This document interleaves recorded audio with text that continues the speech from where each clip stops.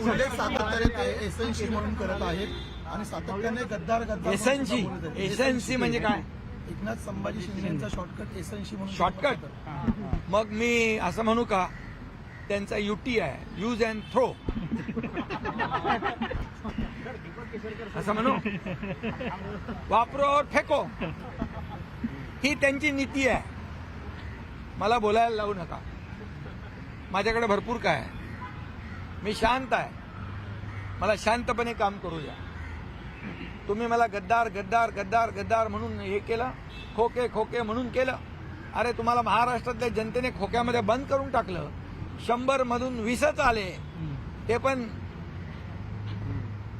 काही आमच्या लोकांच्या चुका झाल्यामुळे आम्ही 80 लढवले आणि 60 आलो.